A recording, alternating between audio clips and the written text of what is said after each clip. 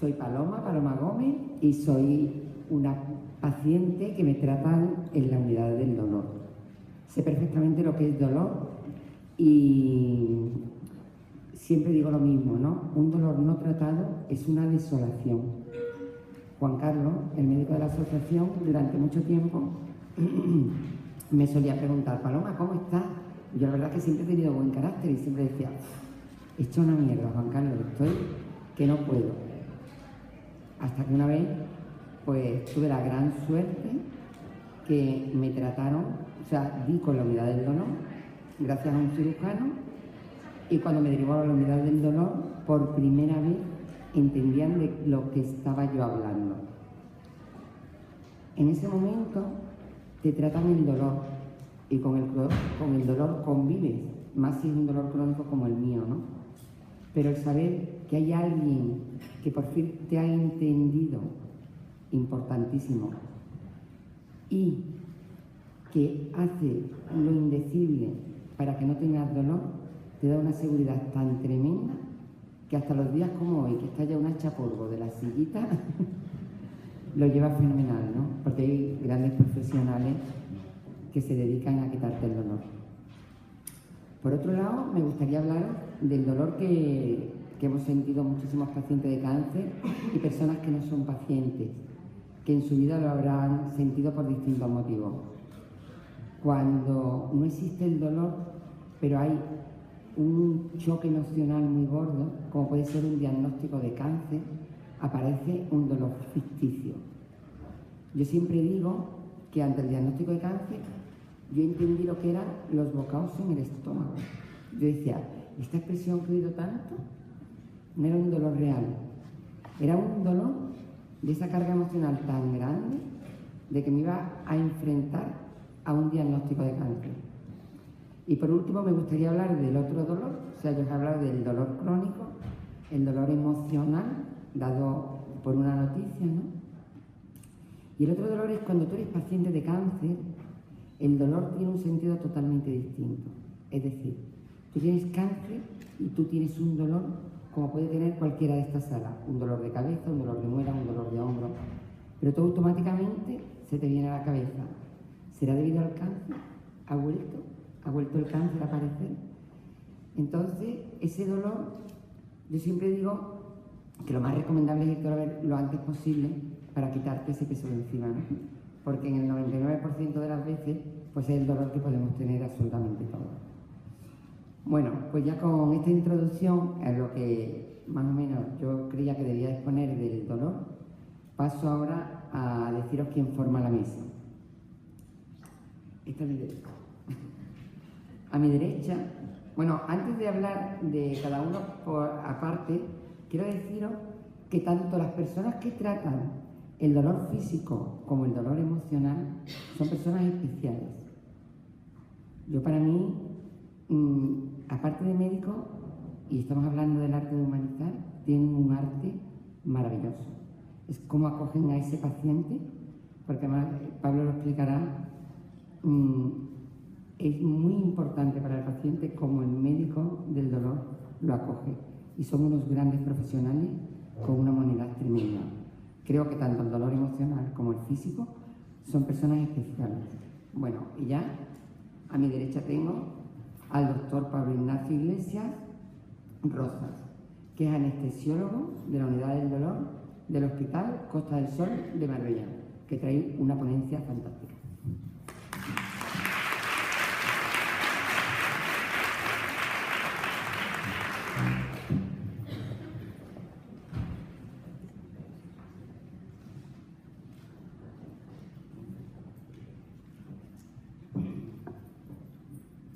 Buenas tardes. ¿Me escuchas? Sí. Buenas tardes. Lo primero, gracias a Paloma por invitarme. Estoy encantado de venir aquí. Nunca había estado en un curso, un congreso con pacientes. Y me parece una idea estupenda. Y como decía Lorenzo en la sala anterior, que toda esta energía positiva que haya, ¿no?, sirva para comunicarnos mejor, para abrirnos más, para que la comunicación entre médico y paciente mejore, porque eso va a mejorar también los resultados para los pacientes, que es de lo que se trata, ¿no? Bueno, yo trabajo en la unidad de dolor del Hospital Costa del Sol de Marbella y me pidieron que hablara de la relación entre el dolor y el cáncer. Vamos a hacer una sesión en la que vamos a intentar unir no solamente el dolor, sino con los aspectos positivos del mismo, ¿no? Vamos a ver si al final lo conseguimos. Vamos a empezar dando una visión global con respecto al dolor y asociado a la enfermedad oncológica, y para esto tenemos una noticia buena y una noticia mala, ¿no? Vamos a empezar por la mala. Prácticamente el 40% de los pacientes al diagnóstico presentan dolor como síntoma prácticamente principal.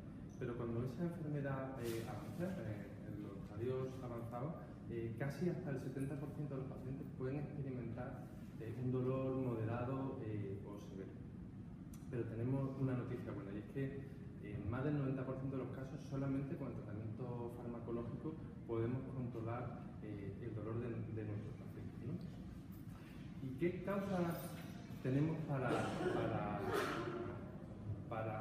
qué es lo que ocasiona el dolor en nuestros pacientes, ¿no? Porque para poder tratarlo, primero hay que saber qué es lo que lo está originando, ¿no?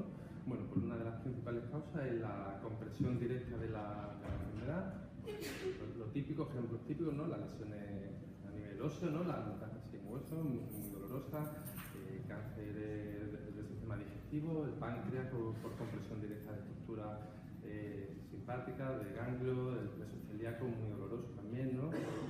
Cuadros de diseminación a nivel peritoneal que provocan compresiones de estructuras también que provocan dolor y bueno, pues una compresión directa, física, directa de la enfermedad de estructura del cuerpo, ¿no? Pero luego tenemos una causa muy importante también, que son de dolor, que son las causas secundarias al tratamiento, ¿no? Las cirugías oncológicas son grandes cirugías que se realizan, que provocan dolores neuropáticos, secuelas por fístula, todo este tipo de problemas ocasionan dolor. La neuropatía por la neurotoxicidad por la quimioterapia, que se está dando una charla en la sala de al lado, también ocasiona dolor. La radiodermitis por la radiación tanto de la mama o de cánceres de cabeza y cuello.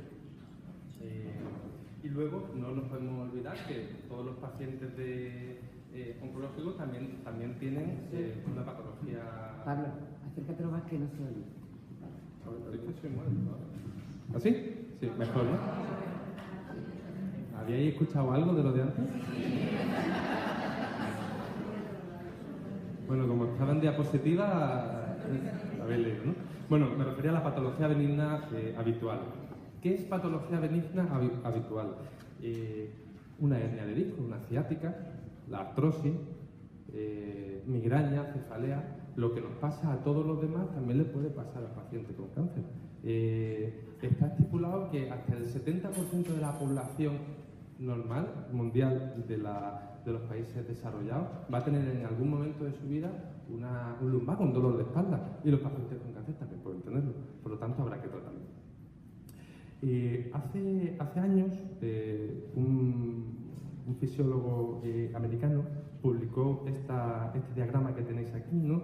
De la causa del dolor principalmente oncológico, ¿no? Se ve cómo el cuadrito de la causa somática son todas las causas que yo he estado enumerando, las causas físicas directamente. Pero si vemos, el dolor se compone también de depresión, de ansiedad y de ira. Y eso también provoca dolor, no per se, sino porque cuando estamos deprimidos, estamos ansiosos o estamos irritables, todo duele más, todo sienta peor y el paciente en general, y nosotros nos encontramos peor. Por eso, el primer grupo de fármacos que usamos para tratar el dolor son los antidepresivos. Los antidepresivos son unos fármacos que usualmente son para tratar la depresión, pero que están en todas las guías del dolor neuropático asociados a antiepilépticos. Los antiepilépticos son los que usan para los pacientes para las convulsiones, para la epilepsia. La unión de estos dos fármacos está indicada en la guía europea y en todas las guías establecidas para tratar el dolor neuropático. El dolor neuropático es el dolor que se irradia, ¿no? Para que nos entendamos, ¿no? Un dolor que está en un sitio pero que se va hasta otro sitio. Y estos dos fármacos forman un grupo potente de acción frente a ese tipo de dolor y los enmarcamos dentro del grupo de fármacos coadyuvantes. ¿Por qué se le llama fármacos coadyuvantes? Porque son fármacos que per se, por sí mismos, no quitan el dolor. Es decir, cuando yo tengo una cefalea, si me tomo cualquiera de estos dos fármacos, no se me va a quitar el dolor. Pero sí, tomados a la larga, va a provocar una serie de modificaciones en la neurotransmisión de una forma compleja que va a hacer que nuestro umbral de dolor sea más bajo. Por eso cuando el médico oncólogo o el de la unidad del dolor o cualquiera se prescribe un antidepresivo o un antiepiléptico, no es porque le vea a uno deprimido o porque crea que es epiléptico, sino porque es útil para el dolor. ¿Qué otro fármaco sirve? Pues los corticoides, ¿no? Los más potentes antiinflamatorios que existen, que tienen un efecto analgésico importante, la radioterapia para esas lesiones óseas, ¿no? O para otro tipo de lesiones muy dolorosas, al radiar al paciente sirve para aliviar la sintomatología. Y luego anestésicos locales puestos o de forma local o bebidos, ¿no? Para esa mucositis provocada por la quimioterapia o la radioterapia. Entonces todo esto forma un grupo de fármacos, cada fármaco diferente, que hemos marcado en los fármacos coadyuvantes, ¿no? Los fármacos coadyuvantes, a mí me gusta explicarlo, pues que en esta comida lo que significaría pues la bebida, ¿no? La copa, el vino, el agua o el pan. Es decir, son fármacos que se toman durante toda la comida, desde el principio hasta el final, y que sirven para apoyar el resto de alimentos, ¿no? Que son el resto de fármacos, ¿no? Empezando por el primer escalón, que se llama el primer escalón analgésico. A mí la escalera analgésica no me gusta mucho, lo veo más como una comida en la que empezamos pues, por unos entrantes, ¿no? Los antiinflamatorios, paracetamol y nolotil, fármacos que nos tomamos cualquiera para cualquier tipo de dolencia y que también para nuestros pacientes se usan. Si con esto no conseguimos controlar el dolor, pues pasamos al siguiente nivel, ¿no? Que son lo que conocemos como opioides débiles. Fundamentalmente el tramadol. Codeína y meperidina por el perfil farmacocinético y por toxicidad casi lo dejamos a un lado, ¿no? Y si con esto no conseguimos controlar el dolor, pues pasamos al siguiente plato, ¿no? Pues son los opioides mayores. Hay infinidad de fármacos derivados de los opioides, de la morfina, la oxicodona, los fentanilos, todos fármacos muy potentes con unos perfiles de toxicidad diferentes en función de cada paciente, que son fármacos idóneos para el dolor potente. ¿Y qué dejaríamos como cuarto escalón o como postre, digamos, de esta gran comida que tenemos? Pues lo que podemos ofrecer es las unidades de dolor, ¿no? Un paso más, algo más avanzado para intentar mejorar en esos pacientes que con todo esto que tenemos no hemos conseguido controlar el dolor, ¿no? Y de ello se trata pues la perfusión intratecal. La perfusión intratecal consiste en con un catéter ponerlo en la médula espinal y meter el fármaco directamente en la médula espinal. De esa manera conseguimos reducir mucho la dosis de fármaco vía oral y conseguir una analgesia mayor. Otra opción que tenemos son los bloqueos neurolíticos, lo que llamamos las infiltraciones, ¿no? Las infiltraciones, con eso lo que se pretende es intentar abolir la información que llega de los ganglios receptores nociceptivos, ¿no? Receptores del dolor. Con igual significado la radiofrecuencia, ¿no? Esto está muy de moda ahora, se está intentando para disminuir toxicidad de los bloqueos neurolíticos hacer radiofrecuencia, también con una idea de disminuir la sensación, las aferencias que manda el ganglio doloroso, ¿no? Los simpáticos o cualquier tipo de estructura nerviosa que está provocando un dolor que ya no sirve, ¿no? El dolor tiene un significado de alarma, pero llega un momento en el que esa alarma ya está dada, ya sabemos que hay algo que no está bien, lo que queremos es que nos deje tranquilos, ¿no? Pues eso es lo que se consigue con la radiofrecuencia. un poco matar al nervio, ¿no? Para que nos entendamos. Y por último, los neuroestimuladores, fundamentalmente para el dolor. Estos son unos cablecitos que se meten a nivel de la médula espinal y que lo que se consigue es cambiar la percepción dolorosa por una percepción como de hormigueo, como cuando se nos queda un brazo dormido, pues eso es lo que consigue los neuroestimuladores, ¿no? Eso sería el dolor, con eso conseguiríamos tratar la base, ¿no? Es decir, la medicación de base, pero luego el paciente a lo largo del día va fluctuando los niveles de dolor, puede tener unos dolores irruptivos, para lo cual también tenemos fármacos, ¿no? Son unos fármacos que dan una analgesia inmediata, te da un pico de fármaco en sangre que dura poco tiempo pero es muy potente. Entonces son muy útiles porque conseguimos prácticamente 5 o 10 minutos que el fármaco penetre en la sangre, alivie el dolor y en menos de 1 a 2 horas está eliminado, con lo cual la toxicidad se reduce bastante. Cualquiera de los fármacos de estos se puede administrar por vía intranasal, por vía bucal, por transmucosa, en fin, sublingual. Hay muchos fármacos que son muy útiles para ese dolor irruptivo y que muchas veces los pacientes es de lo que más se quejan.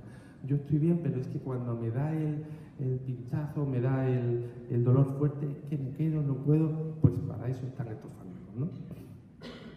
Y entonces muchos pacientes dicen, pero doctor, ¿para qué tantas pastillas? Pues tantas pastillas se usan para controlar ese dolor, para intentar que el paciente pueda tener una vida lo más normal posible, que pueda salir a la calle, que pueda pasear, que pueda tomar una copa de vino o que pueda hacer lo que más le guste. Y no pasar horas y horas en salas de espera, en salas de urgencia, en consultas del médico, solamente para solucionar el problema del dolor, ¿no? Y a mí me gusta mucho este chico, un cantante que se llama Pavonel, el Jarabe de Palo, ha sido diagnosticado de un cáncer de colon con metástasis hepática. Yo no lo conozco, todo esto está en internet, no es nada personal, pero me ha llamado mucho la atención su forma de enfocar la enfermedad, ¿no? Como por algún lado he escrito, sin dramatismo, ¿no? Él cada sesión de quimioterapia se la ha grabado, se ha hecho una foto, la ha publicado, en fin, y eso ha motivado mucho a otras personas un poco a desdramatizar lo que es la enfermedad y su tratamiento.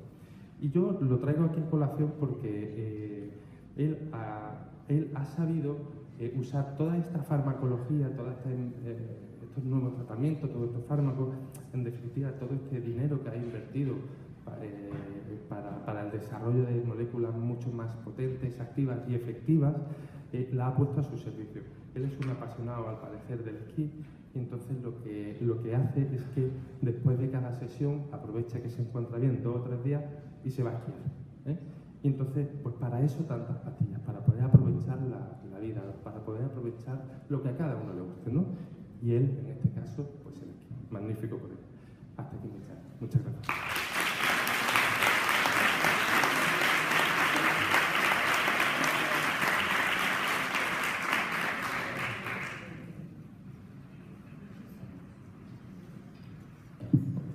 Muy bien, Pablo.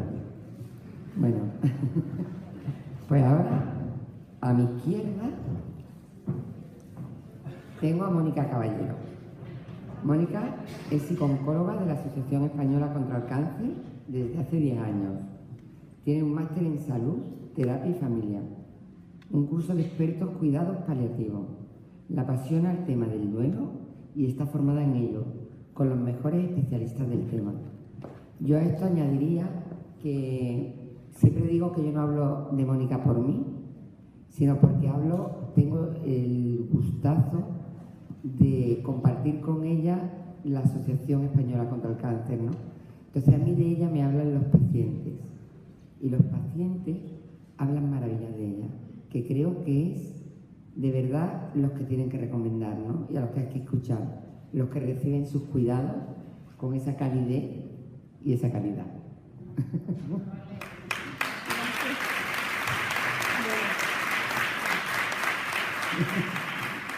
Muchísimas gracias a todos por estar aquí y sobre todo a Paloma por su presentación, porque se ha colado, ha metido cosas y ha aumentado mucho las expectativas. Qué bueno, que voy a intentar mantenerlas. Mi idea hoy de la parte psicológica en el manejo del dolor es muy desconocida.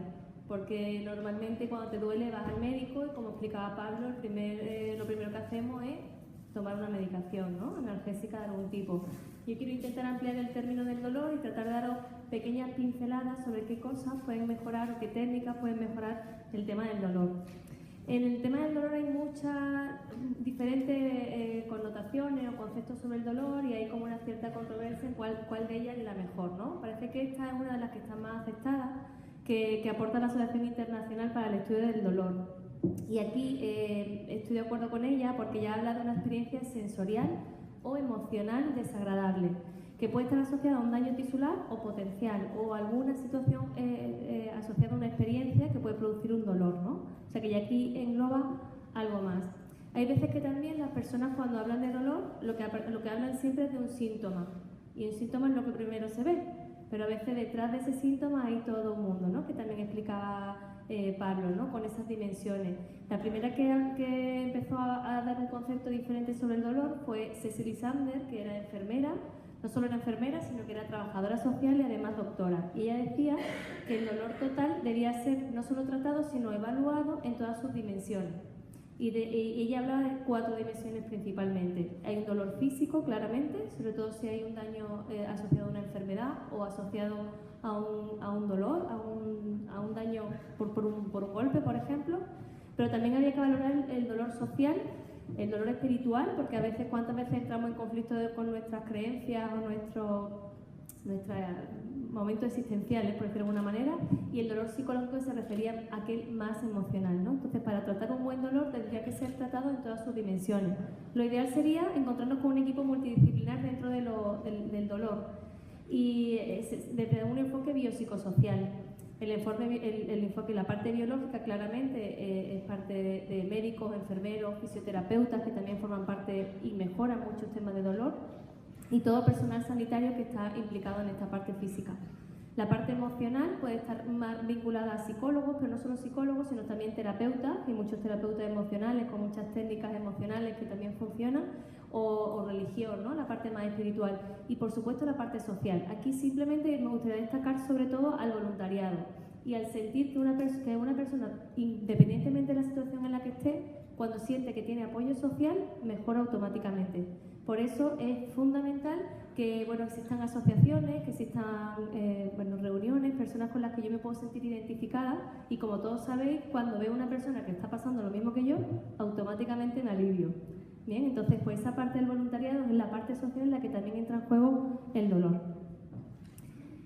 Situaciones que pueden producir dolor sin que haya un daño, pues como podéis ver, ¿no?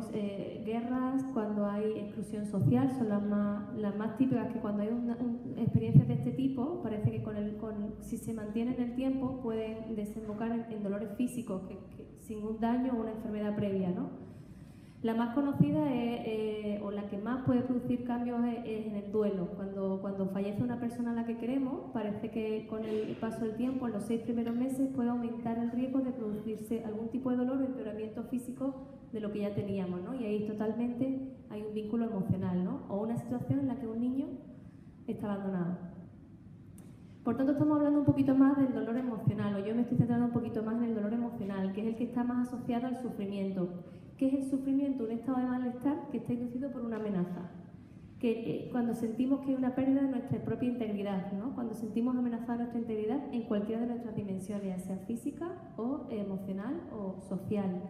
Y no solo una amenaza, sino cuando entendemos que no tenemos los recursos suficientes para hacer frente. Por eso hay tantas diferencias, como Pablo explicaba con este chico cantante.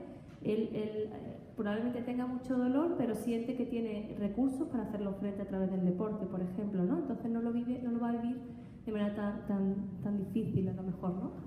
Entonces, ¿qué hacemos cuando tenemos que pegar una tirita en el alma? ¿Dónde la pegamos? O cuando sentimos ante situaciones complicadas que nuestro corazón ya no está, que está fuera, que estoy vacío. ¿Qué hago? No es una pregunta fácil de responder, ¿no? Lo que sí es importante es valorar cuánto persiste ese dolor. Porque cuando el dolor persiste también observamos cosas que refuerzan o empeoran este dolor.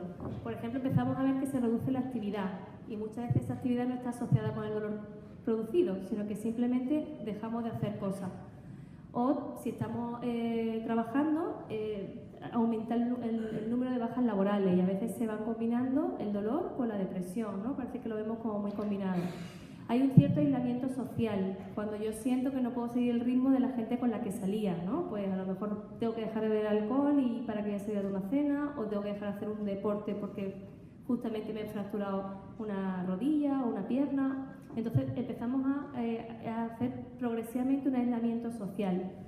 A veces se eliminan o se reducen actividades o movimientos que tampoco están relacionados con el dolor de origen. A lo mejor me duele el hombro, pero dejo de caminar. Esto va a qué nos lleva a pérdidas de forma física, aumento en el peso. Sobre todo yo le llamo miedo al miedo, ¿no? Tengo miedo a hacer algo y que me duela más. Entonces mantengo la misma posición. O creencia errónea de que el dolor es igual a que hay un daño. Entonces si me muevo puedo dañarme más. Entonces eso son todas partes que son creencias que están muy vinculadas con la forma en la que pensamos o interpretamos nuestro entorno. Hay algo que también parece muy común en todos los pacientes y es que hay una cierta focalización del síntoma. Es decir, si me duele el hombro, toda mi vida gira en torno al hombro. Es decir, lo planifico, no salgo, porque es que no sé cómo me voy a levantar. Y si el hombro me duele, pues poco a poco voy dejando de planificar, ¿no? Y tendemos a focalizar. Es que, ¿y si me duele? ¿Y si vamos a caminar al campo y hay una cuesta? Empezamos a focalizar el síntoma. Por tanto, todo esto que nos lleva a tener una menor sensación de autoeficacia, autoestima, y todo eso lo trabajamos muy bien desde el punto de vista emocional o psicológico. También hay muchos procesos de insomnio en el que descanso muy mal durante la noche, duermo mucho durante el día y empezamos a romper los ciclos de sueño, pongamos entre comillas, saludable. Entonces, todo esto puede que no tenga el origen en el dolor, pero sí que refuerzan o mantienen un círculo vicioso. A veces la familia también ayuda, porque van por delante de nosotros. Cuando te duele algo, no te preocupes, yo lo hago. No te preocupes, yo voy a por los niños. No te preocupes, y vamos muchas veces anticipando soluciones precipitadas, ofreciendo acceso a ayuda o sobreprotegiendo. Siempre tenemos que proteger, todos hemos sido pacientes o hemos sido familiares de un paciente y tenemos esa tendencia a proteger siempre, pero sobreproteger a veces me lleva a reducir aún más la actividad. Víctor Frank no solo fue psiquiatra, sino que además él fue capturado en un campo de concentración por su condición de judío. Entonces él sacó una serie de conclusiones cuando estudiaba a los compañeros que estaban en el campo de concentración y él decía que la gente que sobrevivía a aquello era la gente que tenía sentido en su vida, que merecía la pena seguir viviendo. Ya sabéis que muchos perdían todo, perdían propiedades, perdían dinero, perdían familia. Aquellos que dejaban de tener sentido en su vida se dejaban abandonar, ¿no? y morían. Por eso lo he elegido a él para transmitirlo en la idea que yo quiero transmitiros. Y él decía que si no está en tus manos cambiar una situación que produce el dolor, siempre podrás escoger la actitud con la que afrontes ese sufrimiento. La actitud es fundamental. En estos procesos es fundamental. Y eso nos da un cierto control. El mensaje sería que usa el dolor como una piedra en tu camino y no como una zona para acampar. Es decir, hay veces que el dolor nos va a limitar, por supuesto, pero cuando no, vamos a salir. Vamos a utilizar las pastillas no para quitar dolor, sino para salir a tomar algo con los amigos, para caminar, para hacer lo que necesitemos. Entonces, ¿qué puedo hacer? Desde el punto de vista psicológico se podrían hacer muchas cosas y trato de resumirlo muy mucho. Lo primero es refuerza tu sistema de apoyo. Hemos dicho que el apoyo social mejora todas las situaciones en las que vivimos. Y si mis amigos o mi familia va por delante, voy a buscar gente que vaya a mi ritmo y se acerque, ¿no? a mi situación. Aprende a respirar. Por favor, aprendamos a respirar. Aquí está mi Javi, que sabe mucho de ello. Y respiramos todos los días, pero olvidamos respirar de manera controlada, profunda, y todo eso mejora inmediatamente todos los dolores porque consigue relajarnos y reducir la sensación de amenaza. Enfócate en lo que quieras, sobre todo objetivos a corto plazo. Ponga atención en otra cosa, no en el dolor. Es decir, si el dolor no se va, llévatelo de paseo. Y esto es una expresión de Paloma, que siempre dice: exprésate y comparte, sobre todo cuando hay un dolor emocional. Tenemos una cierta tendencia a callar, por no preocupar, por no decir, por no saturar a los demás con nuestros problemas, pero todo lo que queda dentro produce daño. Ya William Shakespeare, que todos conocéis, decía: dad palabra al dolor, porque el dolor que no se comparte gime en el corazón hasta que se parte. O Sí, fijaos, ¿no? Ya lo decía alguien que no estaba nada relacionado con la medicina. Llorar. Llorar tiene muy mala prensa, porque nadie quiere llorar y sobre todo en presencia de los demás, pero tenemos que llorar. Es lo que tenemos más adaptativo, especialmente ante situaciones puntuales. Si me dan una mala noticia, lo normal es llorar y nadie llora. Lo que nos tiene que preocupar es llorar 24 horas al día, 365 días al año. Pero ante una mala noticia, ante una situación de frustración, ante un no progreso, ¿por qué no llorar? Y si no quieres compartirlo, escribe. Yo recomiendo siempre escribir y llevar una libretita donde apuntemos lo primero que apuntemos, el objetivo que queremos conseguir. Las emociones que nos pasan por la cabeza. Y si no, un diario sobre nuestro dolor, porque eso nos va a ayudar a conocer bien nuestro dolor, poderlo compartir con nuestro médico para que nos ayude y tener un cierto conocimiento del enemigo, por decirlo de alguna manera. Y acabo, no olvidéis los hábitos de vida saludables, lo decía, mantén el peso, mantén la alimentación, hábitos de sueño, actividad, reposo. También tenemos una cierta tendencia, el día que no me duele lo quiero hacer todo y el día siguiente vuelvo a empezar porque estoy hecha polvo, ¿no? La mejor medicina es reírse y divertirse. Sé que a veces las situaciones de diagnóstico o una complicación, bueno, pues no es fácil, pero rodeémonos de personas que nos hagan reír, que sean positivas. Y si quiero ir al cine, pues vamos a elegir una película de humor y podernos reír y compartir, ¿no? Si todo esto no es suficiente, aprende técnicas de relajación. ¿Vale?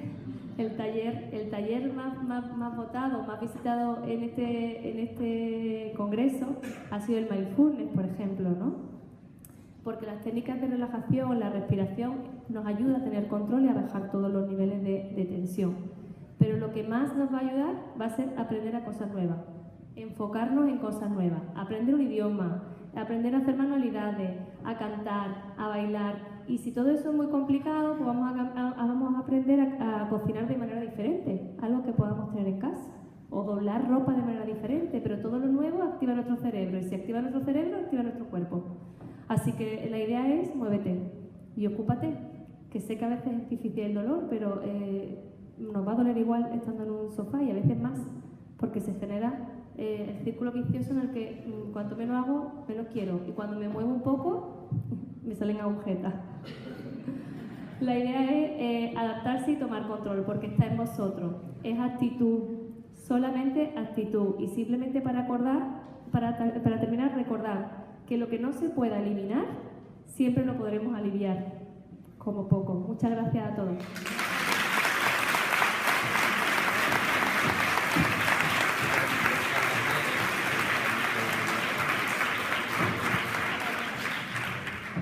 Ahora, si no es importante de pasar a las preguntas, vamos a poner un pequeño vídeo. Creo que dura como 2 minutitos, ¿eh?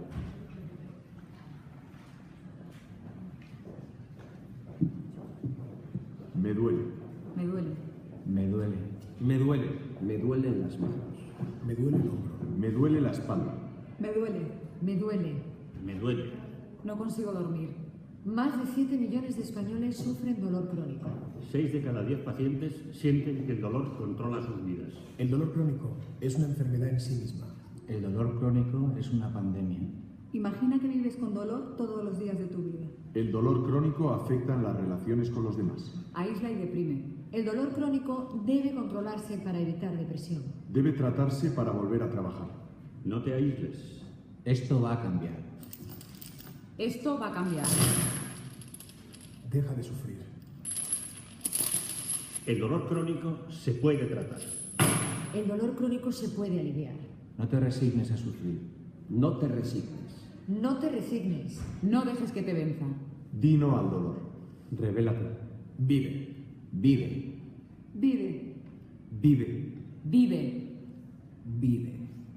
Vive. Vive. Vive.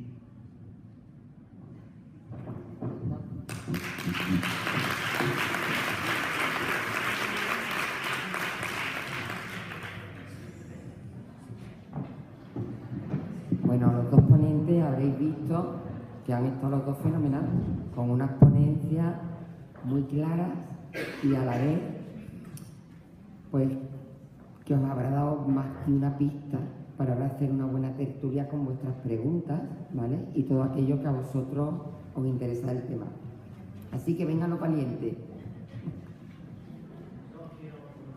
¿El micrófono?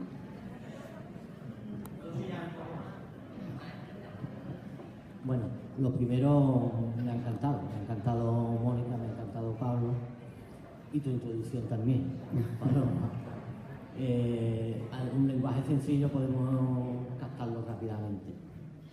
A ver, yo quisiera hacerte una pregunta, Pablo, que tiene que ver con que no a todos nos hace el mismo efecto un paracetamol. Entonces yo me pregunto, lo tengo que escribir porque son palabras que no utilizo todos los días. ¿Qué influencia existe de los poliformismos genéticos en la respuesta a la toma de analgésicos?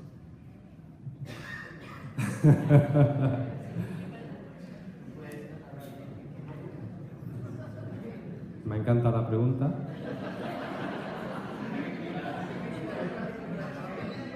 Me gustaría que dijeran la referencia bibliográfica para poder estudiármela. Bueno, fue el congreso a finales del año pasado en Madrid con los radioterápicos y hablaban de eso. Bueno, supongo que la respuesta va un poco enfocada a lo previo que tú has dicho. Porque a mí un paracetamol no me hace efecto y sí me hace un ibuprofeno. O sí me hace efecto el que tiene arginina y el otro no. Bueno, hay en general, ¿no? Los fármacos tienen siempre una vía de acción y el cuerpo responde metabolizando ese fármaco, ¿no? El fármaco es una cosa exógena que se mete y el cuerpo la metaboliza a nivel hepático, la elimina a nivel renal y básicamente eso es como se transforma un fármaco en el cuerpo. Hay luego susceptibilidades individuales en cada uno de los pacientes. Lo normal es que al 80% de las personas que se tomen un paracetamol para un dolor de cabeza, el dolor de cabeza se le quite. Luego hay un 20% que no es tan eficaz o que no le hace nada. Puede ser porque sean lo que se conoce como metabolizadores rápidos, eso es un concepto un poquito más... Pero bueno, lo que viene a decirnos ese concepto es que el organismo de esa persona metaboliza mucho antes la sustancia activa, por ejemplo, del paracetamol, ¿no? Y entonces eso no le hace tanto efecto porque lo elimina antes, digamos como que lo depura. Sin embargo, el ibuprofeno sí puede tener un efecto rápido. Eso se ve mucho en ciertos pacientes sometidos a anestesia general, en los que tienes que dar muchos fármacos relajantes musculares y tal. Personas que son consumidoras de cocaína, gente que toma muchas drogas, el cuerpo está acostumbrado a limpiar rápidamente. Es como que tiene que limpiar toda la porquería que se mete ese paciente, ¿no? Entonces, tenemos que usar siempre una dosis mucho más alta en ese tipo de pacientes, ¿no? Por ahí van los tiros de la pregunta. No me esperaba esa pregunta para nada.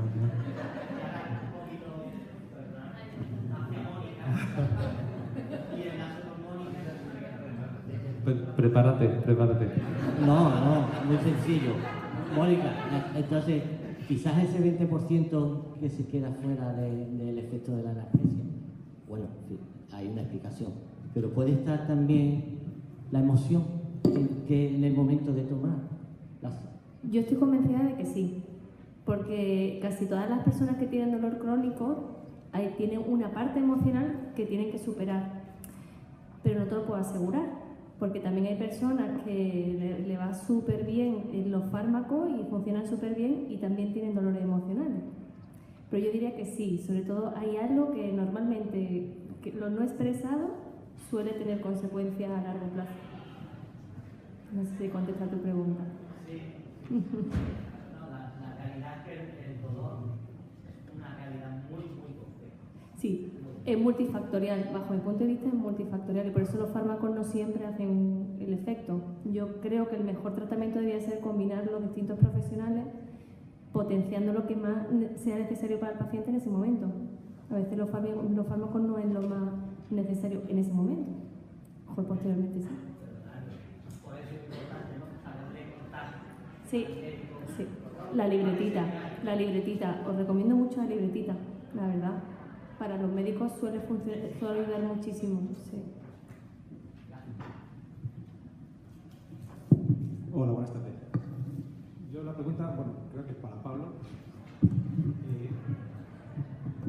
El resultado de estos, el resultado de estos fármacos, por llamarlo así, homeopáticos que se ven, que quitan el dolor, ¿qué veracidad tiene? Bueno, yo había pensado hablar algo de terapias alternativas, ¿no? Tipo Reiki, mindfulness, acupuntura, pero es difícil encontrar una base científica para poder decir aquí a la gente si se debe hacer o no. Yo a los pacientes que vienen a la consulta, yo siempre les digo lo mismo. Si a ti la acupuntura te sienta bien, sigue haciéndola. Si tú has ido allá a 4 sesiones, la has pagado y estás igual, deja de ir, ¿no? Con respecto a la homeopatía, yo tampoco puedo hablar con una base científica porque no me he revisado el tema. Pero lo que sí puedo decir es que creo que tiene un componente importante de efecto placebo, ¿no? Y ahí un poco parecido, lo englobo un poco en terapias alternativas. No puedo hablar ni sí ni no. Para el tema del dolor en concreto, yo la homeopatía no la veo, yo no la veo. Existen sustancias, como creo que se llama Traumel, que se adquieren en la farmacia. ¿Taumel? No, Traumel, no algo así. No, Traumel. Luego, también es verdad que hay mucha gente que piensa que la homeopatía o cosas de herbolarios, ¿no?, son cosas naturales. No, esto es natural, no me puede hacer daño. El principio activo de la cola de caballo o de cualquier cosa es un principio activo, no deja de ser una molécula que tiene una acción sobre el organismo y el organismo acciona sobre ella. Y de ahí que sea diurética o que sea cualquier efecto, ¿no? Con respecto a la homeopatía pasa lo mismo. Si tiene un efecto analgésico es porque tiene un principio activo que tiene un efecto analgésico para el dolor. De todas maneras, yo con la charla esta he puesto un poco una pincelada de todos los fármacos que hay. Todos estos son fármacos desarrollados desde hace mucho tiempo, comprobados, sabiendo qué es lo que hacen las personas en individuos sanos, luego en individuos enfermos, cómo se depura, cuáles son los niveles plasmáticos correctos. Es decir, hay muchos estudios, mucha ciencia detrás de eso, como para intentar comparar si el efecto de algo homeopático puede ser igual. Yo digo lo mismo, si te sienta bien, sigue tomándolo, y si no te sienta bien, no lo tomes. Eso es lo que... Soy un poco democrático para eso, ¿no? No soy talibán, para eso no soy talibán.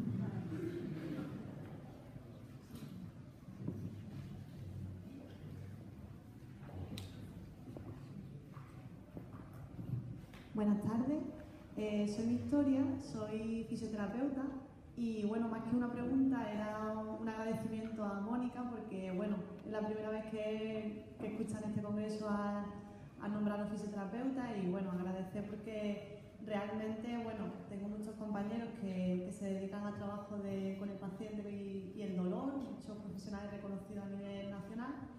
Y es verdad que bueno, que la fisioterapia hay muchísimos estudios, muchos compañeros que están realizando estudios en pacientes oncológicos, con la terapia, los beneficios de la terapia manual, del ejercicio terapéutico. Y bueno, y simplemente pues dar las gracias que lo hayas tenido en cuenta y bueno, un poco pues reivindicar ese papel también del fisioterapeuta. Y bueno, con respecto a la homeopatía, ya que estamos, ¿vale? Bueno, yo en principio pues estoy un poco de acuerdo con Pablo, que comentas que bueno, que si le va bien pues ya está, pero que es verdad que bueno, que los beneficios o sea, el tema de la homeopatía ya está prácticamente demostrado que es más placebo que otra cosa y bueno, y en mi caso particular sí que me molesta un poco que se siga engañando de cierta manera a los pacientes, pero bueno, también estoy de acuerdo con lo que dice Pablo. Muchas gracias.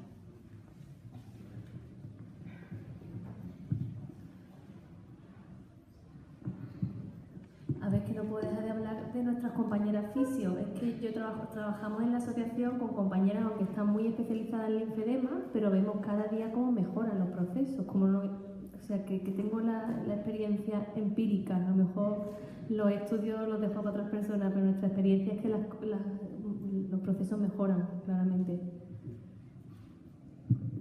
Esta pregunta sería para ti, Mónica. Que yo entiendo que todo el mundo... Mira, tú has dicho que llorar es bueno, ¿no? Sí. Y ahora la persona que aunque recibe una noticia fuerte, estamos hablando de una... y sin embargo no es capaz de llorar, si siente un dolor por dentro, pero sin embargo no es capaz de echar una lágrima. Eso como... Pues mira, te explico. Llorar cuando uno quiere llorar. Tampoco consiste en forzar. Todo lo que forzamos, que debe de salir de manera natural, no lo vamos a conseguir nunca. Eso es como cuando te dicen no te muevas y te pica el cuerpo entero. Entonces, si una persona recibe un impacto importante pero no tiene la facilidad de llorar, no necesariamente tiene que llorar. Luego existen facilitadores. Cuando tú hablas con una persona de tu confianza, cuando tú lo cuentas, aunque no llores, a veces cuando te cruzas por la calle y te pregunta un desconocido y te pones a llorar. Porque a lo mejor has encontrado el momento o esa persona no es tan cercana para ti y no sientes que le puede hacer daño. Es que son muchos factores. No necesariamente ante una mala noticia tenemos que llorar. Es la forma más adaptativa.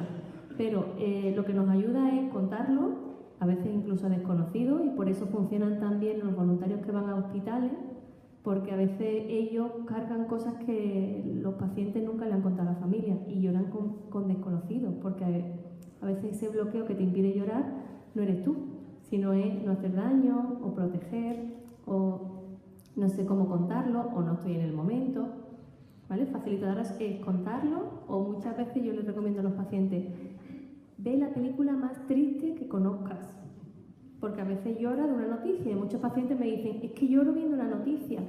No, no es tu noticia, es que te está despertando algo y lo facilita. ¿Vale? Gracias.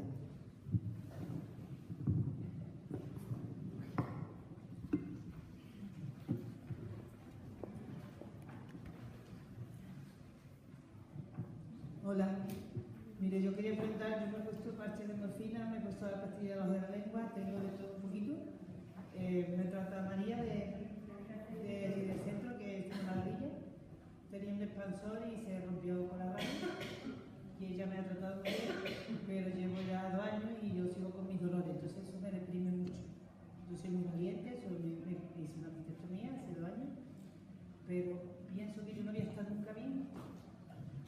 Y entonces no sé qué hacer porque yo tengo un niño chiquito todavía de 11 años y soy positiva, lo llevo al fútbol, lo llevo a todas partes. Pero ha habido un momento que quiero estar así con los brazos porque me duelen mucho los brazos, me olvidar, me bajo del brazo. Y pienso que no es que yo sea muy joven, pero tampoco soy muy mayor y que no voy a estar nunca bien.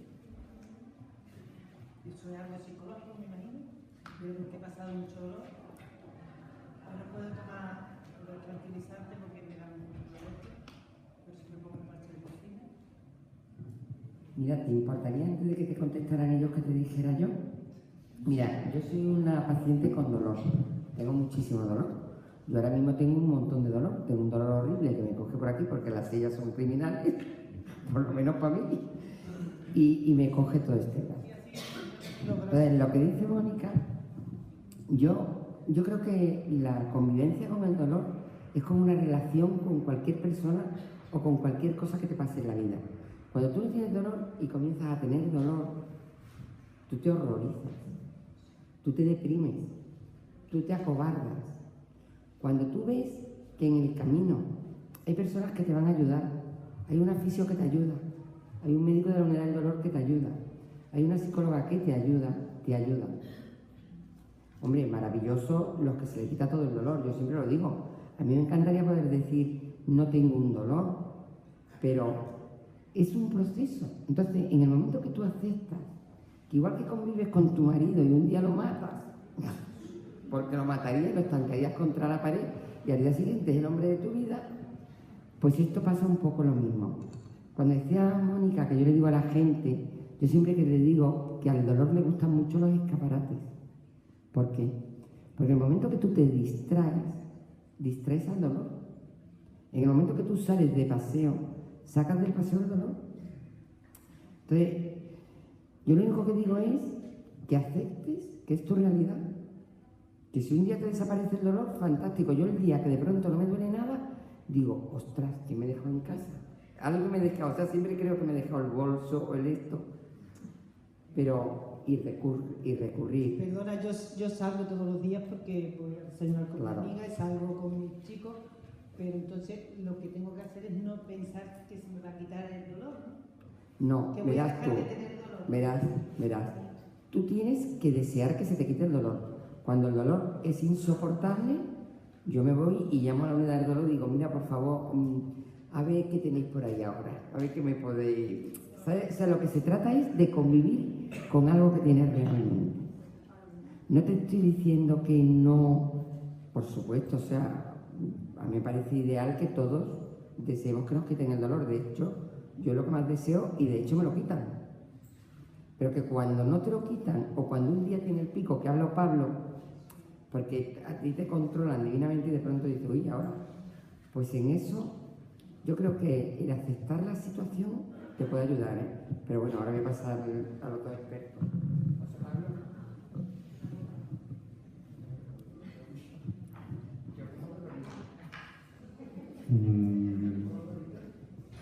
Bueno, en casos como el tuyo, lo primero es un poco objetivar, ¿no? En qué situación nos encontramos. Pacientes como tú hay muchos, ¿no? Pacientes que por desgracia vienen a la consulta con dolor, que están con su tratamiento con mórfico, ¿no? Opioides ya mayores, un tratamiento potente, y aún así les duele, ¿no? Entonces, cuando uno sabe que no es un caso único, que no es un bicho raro y que hay otras personas en su situación, pues por lo menos eso tranquiliza, ¿no? Por lo menos a mí me pasa. Cuando veo que más de muchos consuelo de tonto, bueno, pues yo soy un tonto para eso, ¿no? Luego hay una segunda parte, ¿no? Que es, tú estás haciendo todo lo que te están diciendo, ¿no? Te veo que tienes puesto el manguito, vas a la fisioterapia, entras, sales, ¿no? Haces una vida activa. Pero es muy bueno la diapositiva final que ha puesto Mónica, la del camaleón, ¿no? La palabra adaptación es una palabra interesantísima en una situación como esta. Tenemos que saber que cuando hay cierto tipo de dolores que llegan a unos niveles de fármacos, vamos, no te conozco, no sé qué es lo que has usado contigo, pero cuando llegan a unos niveles de fármacos derivados de la morfina, ¿no? De los opioides, y sigues igual, no tiene mucho sentido seguir subiendo dosis, ¿no? Muchas veces casi una de las opciones sería bajar y cambiar de fármaco, o bajar y dejar un tiempo sin fármaco para luego volver a reintroducirlo, igual entonces empieza un poquito con más de efectividad. En fin, hay opciones. Lo que yo no me plantearía nunca es la palabra siempre. Es decir, yo ya voy a estar siempre con el dolor. Porque la palabra siempre implica muchas cosas, pero casi siempre son negativas, ¿no? Yo me centraría en el momento, ¿no? Actual, y pues, vamos, podemos ver qué fármacos tomas, si te echamos una mano sin problema, ¿no? Yo quería aportarte algo a ver si te sirve, y a los que tengan dolores. Bueno, pero lo voy a presentar. Javi es el terapeuta que tenemos en la Asociación Española contra el Cáncer. ¿Qué tenemos de todo? Y bueno, quería decirte que la actitud es fundamental. Como que hay un dolor que es el primario que te duele, y un dolor secundario es tu propio rechazo al dolor primario, ¿no? Y eso es una reeducación.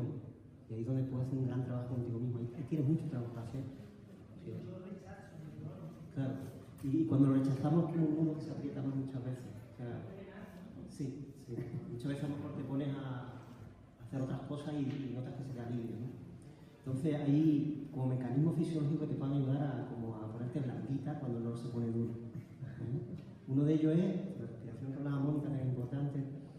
Cuanto más duro, más respira. Tú eres quien respira. O sea, el dolor va por su cuenta, tú no puedes controlarlo, pero sí puedes controlar tu respiración. Y puedes controlar respirar lento. Y puedes controlar, intentar segregar saliva en tu boca. Cuando estamos segregando saliva en la boca, cuando estoy respirando lento, entro en estado de relajación y parasimpatía. Por el hecho de hacer eso, ya estoy llegando en los finales, son analgésicos muy poderosos. Ya estoy haciendo un trabajo interior. Y eso depende de mí. Voy al centro de cáncer a seminario con su marido. Pero como se me ha echado el brazo, pues me ha ayudado mucho a moverme en todo lo que... ¿Y has notado si piensas más de la cuenta sobre ello? Es que me duele mucho. Tengo un brazo colgado. Llevo un brazo pegado en mi cuerpo. Entonces ahí es como una herida siempre llevada. Entonces no me puedo quitar la cabeza. Sí, sí. Es un poco, la mente entra como una especie como de drama. Y tengo que estar en mi dolor de verdad. O sea, mi dolor me duele, tanto físico como emocional, y tengo que estar cerca de él. No es importante lo que piense en la cabeza en ese momento, que se pone en el futuro, o se culpa del pasado, o se preocupa del futuro, lo que va a pasar, sino estar en el ahora, respirando la saludita, y hay que caminar despacito. Bueno, yo creo que ya vamos a hacer la última pregunta, no nos ocupamos de ahora, si queréis seguimos, o sea que nosotros no tenemos problema, pero por vosotros más que nada también, ¿no? Vale, perfecto, Eva. 2. Sí, pues ya está, tenemos 3 personas más, ¿vale? Ay, María Ángel, 4.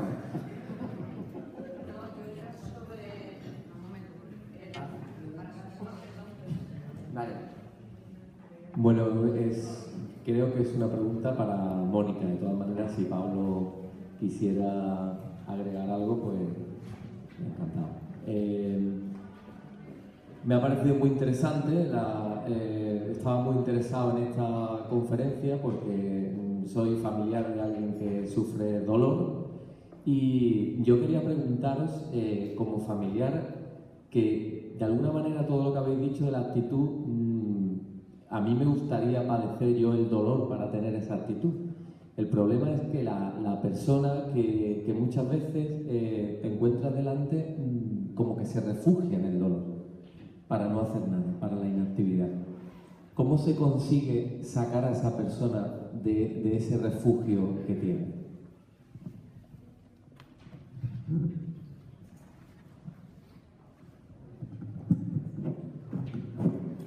Bueno, es que como decía antes, la familia, los que están cerca de la persona que tiene dolor, influyen directamente también en la situación, porque estamos hablando de relaciones entre personas y al final lo que hace una afecta directamente a la otra y lo que hace la otra afecta directamente a una.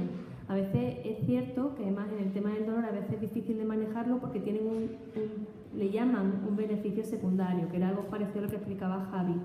El beneficio secundario es que a veces cuanto más me duele, más cerca tengo a la gente, o cuanto más me duele, más atención capto de los demás, a veces de manera inconsciente, también te digo. Entonces la manera en la que trabajamos con la familia es ver cómo tratamos a esa persona e intentar devolverle el control, intentar devolverle pautas para que vayan progresivamente mejorando y, aunque parezca un poco difícil de entender, retirar un poquito de protección. Porque si como familiar uno no da un paso hacia atrás, el paciente no lo va a dar. Es decir, que a veces nos vamos reforzando y que al final cuanto más me quejo, más cerca tengo a la gente, entonces no tengo espacio para crecer. Lo que le pedimos a las personas, y de una manera controlada y de una manera trabajada, es que se vayan retirando progresivamente hasta yo le llamo línea de seguridad, en el que yo estoy cerca, protejo, pero doy espacio para que la persona crezca. Si no se queda enredado en el círculo vicioso que yo os comentaba, cuanto menos hago, menos quiero. Y cuanto más me quejo, más hacen por mí. Y a veces es el círculo vicioso desde el punto de vista psicológico, por lo menos. ¿Vale? No sé si he contestado tu pregunta.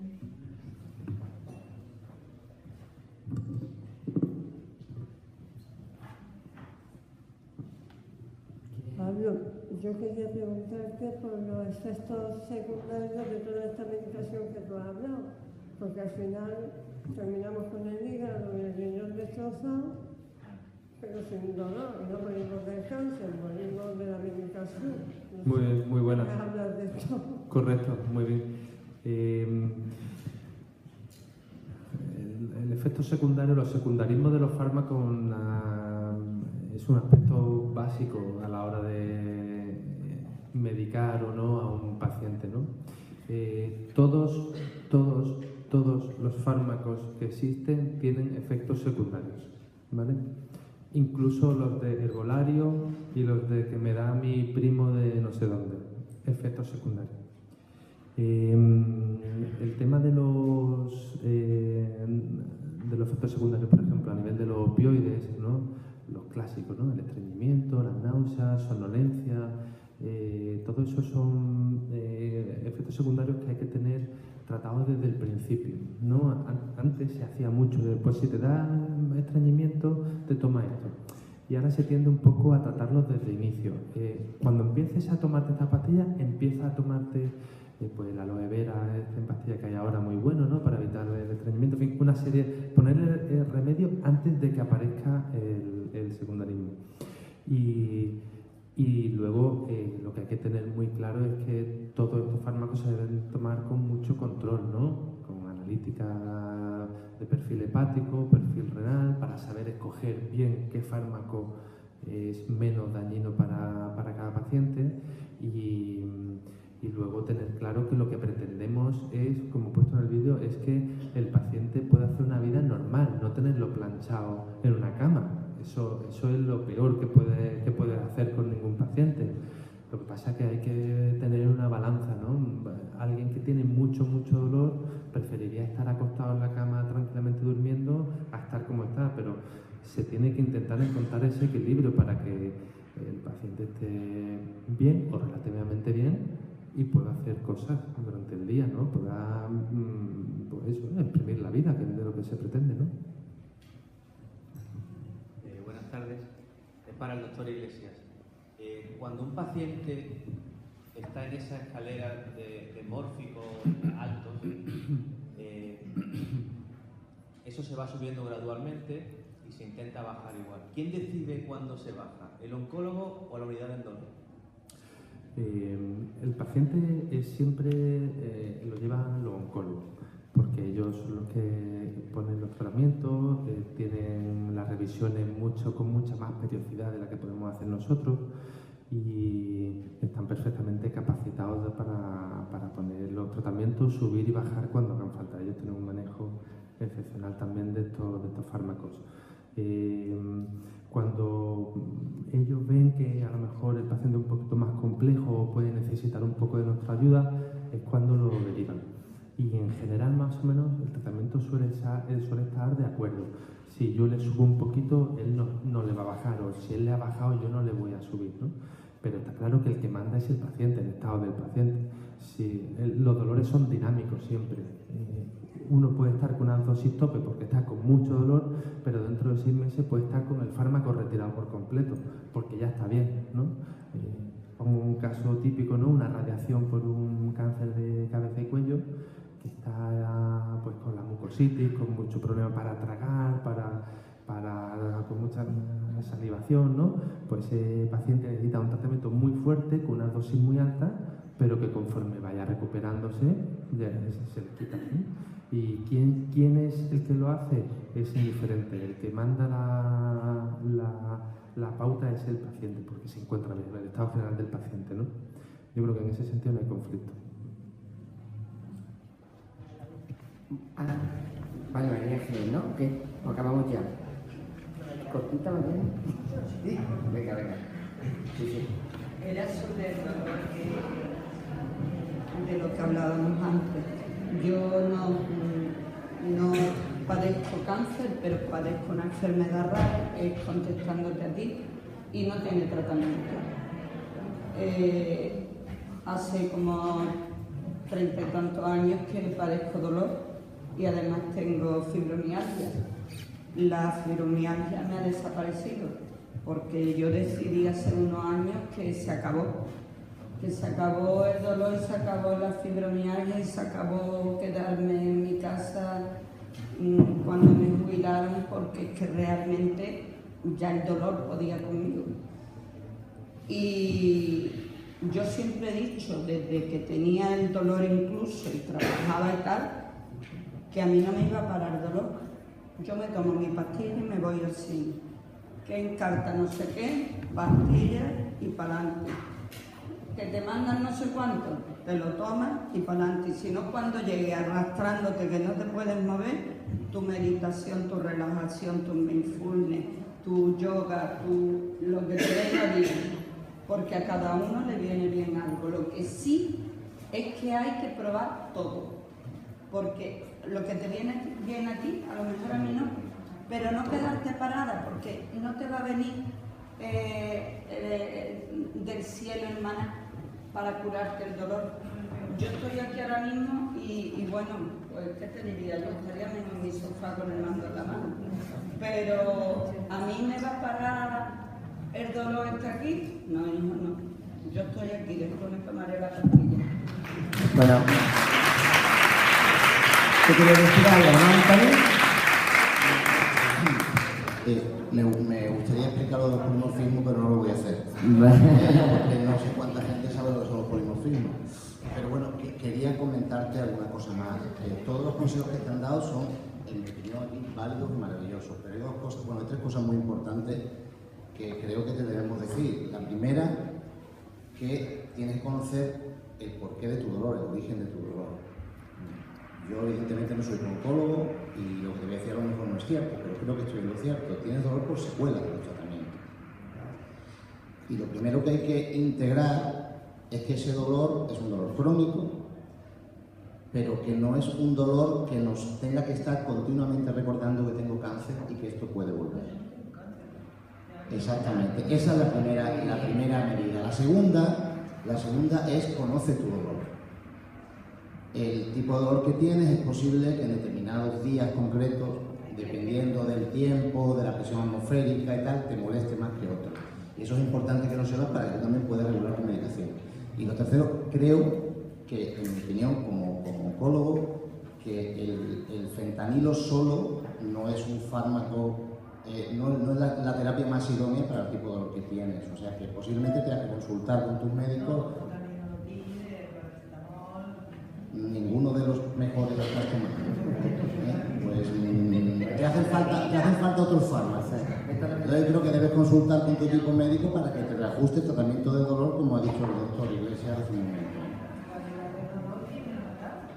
Pues el fentanilo, el paracetamol, el nolotil, sobre todo los dos últimos, no son los mejores fármacos para tratar este tipo de dolor. ¿Qué? Bueno, la pastilla hormonal te aseguro que te hace falta un ajuste de la medicación analgésica. Muy bien, pues nada. Bueno, pues muchísimas gracias.